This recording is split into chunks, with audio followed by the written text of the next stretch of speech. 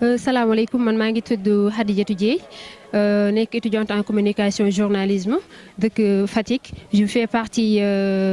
des marcheurs de cette année-ci, de la 6e édition de la marche Dakar Ceytu.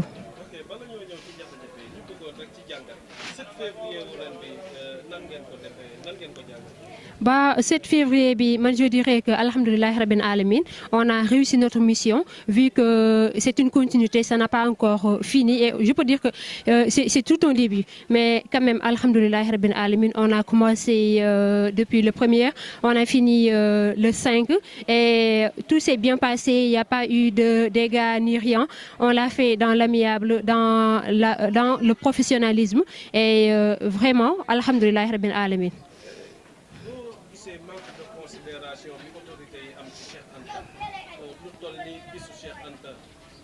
Macky Sall di def ay tweet ci Sadio Mané di def ay tweet ci yoo xamante ni par exemple ñooñu tolluñu fenn ci Cheikh Anta li mu servir Sénégal loolu ban jàngat nga ci. Bah, man, je me dis que le problème, maintenant, c'est pas seulement l'État, hein, mais il est temps que la population sénégalaise se réveille. Il est temps qu'on sache quand même qui était Cheikh Anta Diop. Bah oui, dafa jot fuñ toll nii ñu xam kan moo nekkoon Cheikh Anta Diop ñu xam suñu mag ñu baax ñi ñan la ñu woon. Ba pare Cheikh Anta Diop dafa nekk koo xamante ne figure emblématique internationale la tey boo demee au niveau international si ne dëkk yi ñi dañ koy màggal dañuy jël ay une semaine ñuy jël ay jours yoo xamante ne c'est dédié seulement à Cheikh Anta Diop. Léegi boo ñëwee fi nga xamante ne ni tey moo di Sénégal population sénégalaise bi ñoom jéemuñoo jël nu mu tax li nga xamante ne ni moo di bésu génn àdduna Cheikh Anta Diop ñu jëmmal ko comme yeneen dëkk yi ni ñu koy defee ñun war nañu xoolaat suñu bopp. Vu que ni on a la chance cette année-ci d'avoir des étrangers qui y en a qui vient de la France am na aussi ñi nga xamante ni fee lañ jógee fi nga xamante ni moo di Gabon ñëw bokk ak ñun marche bi. Donc ñun en tant que des Sénégalais man dama yaakaar ne combat boobu waruñu si des si gannaaw dañu war a taxaw jëmmal ko wane ne kat carrément Cheikh Anta Diop suñu Cheikh Anta Diop la te vraiment monde bi soxla nañ ko mais gënuñu ko soxla te dafa jot aussi lépp li nga xamante ne bind na ko bàyyi ko fi lépp loo xamante ne def na ko fi wala jaar-jaaram yëpp ñu fësal ko ndax vraiment ndaw ñi aussi roy si Cheikh Anta Diop yaakaar naa bu ñu ko defee c'est-à-dire que ça sera facile pour nous ñu jot li nga xamante ne moo di suñu développement ak ñu am une bonne éducation chez nous. Est-ce que manque de considération boobu moom moo jóg tey yéen marcheurs yi am ñoo xamante ni quel que soit peut-être bu fekkoon ne tey bu nekkoon dëkk yi nga xamante ni de grande démocratie dañ leen di ànd ak yéen. gunge leen depuis Dakar police encadré leen gendarmerie encadré leen ba ngeen egg Ceytu. Non seulement loolu amul ñu dem ba ci am ay jafe-jafe bañ leen di téye ngeen fii fanaan ak yooyu loolu aussi peut-être jàpp ne bu ñu xamoon kan mooy Cheikh Anta ay nit duñu marché ngir Cheikh Anta ñu leen di jàpp. Bon, en fait ñun dañuy comprendre peut-être aussi si seen liggéey lañ nekk duñu leen juger côté boobu mais seulement que man li ma njëkk a étonné démb si wax ji mooy man bi ñu ñëwee jàpp ki nga xamante ne moo di suñu camarade gabonais man li ma njëkk a wax mooy bon en fait ça me dépasse ndax li tax boo demee tey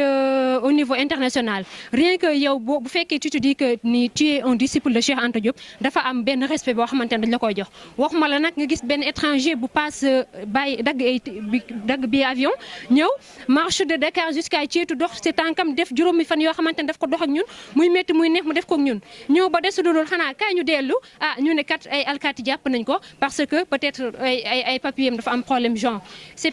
quelque chose qui est déplorable te aussi il est temps aussi ñu waxtaan si ak nguur bi waxtaan si ak ñi nga xamante ni ñoo di homme de tenue ñu jéem a trouver benn cohésion boobu ndax ñun ak homme de tenue duñu ay ennemis ñun ay frères lañu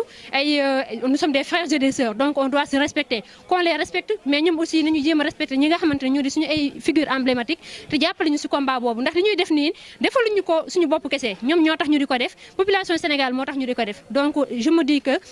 dafa nekk combat boo xamante ñun ñëpp ñoo si war a jàppandoo peut-être aussi seen statut mayu leen genre ñu ñëw taxaw tey di wax si yenn yii ni wala di marche comme ñun ndax j'ai eu à parler avec certains d'entre eux qui me disent vraiment qu'ils sont des disciples de Cheikh Anta Diop mais nañu jéem a xool daal naka la ñuy def ba trouver benn terrain d'entente pourquoi pas bu ñuy defati marche bi ñu am ay policiers yoo xamante ne ñu ñëw ànd ak ñun pour couvrir ndax il est temps qu'on se réconcilie ndax réconciliation moo ñu mën a may li nga xamante ne moom lañ bëgg. Et toi tu as la particularité da nga am benn kii bu xew moom mooy que ne tu devais te marier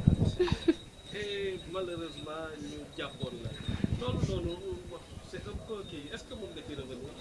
Bah, en fait, c'est bizarre, rien que d'entendre dire qu'une jeune fille doit se marier une semaine avant. Et aussi, cette même jeune fille a décidé de faire la marche de Dakar jusqu'à Tietou.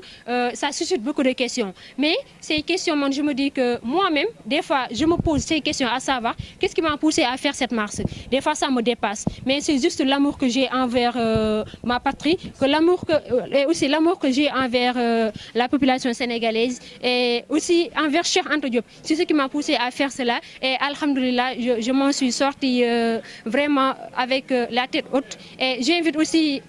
d'autres jeunes filles comme moi de vouloir s'intégrer dans cela car la lutte nous appartient, l'avenir de ce pays c'est nous et c'est maintenant que nous devons tracer la voie à prendre pour pouvoir vraiment atteindre un nouveau essentiel de développement.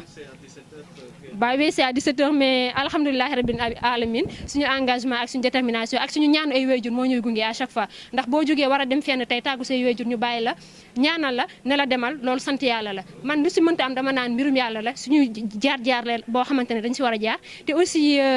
sant yàlla la daal c'est une fierté pour moi vraiment j'ai pas les mots pour l'exprimer.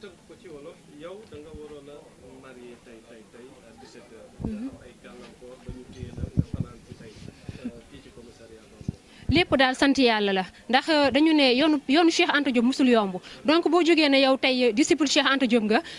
am na loo xamante ne à chaque fois boo xëyee da nga ko war di xaar muy ay jafe-jafe muy ay gàllankoor ndax bu fekkee ne da nga nekk koo xamante ne da nga ragal wala da ngay bàyyi xel sa gannaaw wala da ngay sóoraale dama yaakaar ne yow li nga bëgg doo ko jot ndax defuñu lu bon doxuñu si lu bon sàccuñu fennuñu si lu neex yàlla la ñuy def te aussi suñu réew la ñuy liggéeyal suñu askan la ñuy liggéeyal donc yaakaar naa tey jii nii képp koo xamante ne gis nga lii da nga war a ñëw bokk kook ñun jàppal ñu si ñaanal ñu si yàlla mais pas nga di ñu si découragé loo wala leneen. Bambey TV.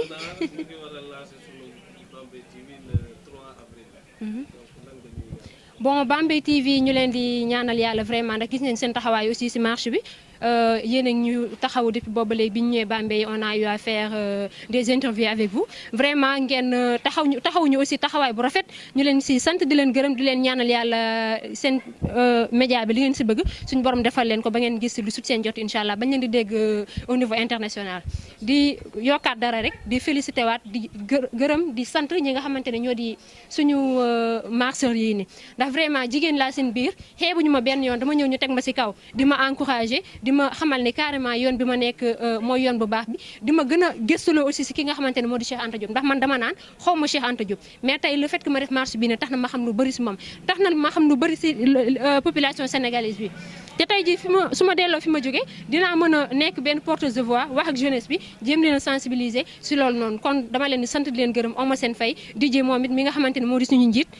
depuis le commencement c'est lui qui a été là moom moo doon def xaaru si kenn dañ koy sant di ko gërëm di ko ñaanal yàlla wérgu yaram xéewal ak sutura ba incha allah rabbi li mu gisoon si marche bi ba débuté ko suñu borom defal ko merci beaucoup à vous tous.